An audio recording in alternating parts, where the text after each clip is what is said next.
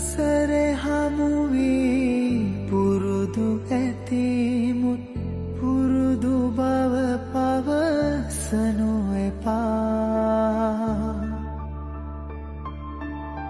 සසරේ හමුවී පුරුදු ඇතිමුත් පුරුදු බව පවසනු එපා. මට කලින් පෙම ඔහුට දුන් බව යලි යලිත් පවසනු එපා. යලි යලිත් පවසනු එපා.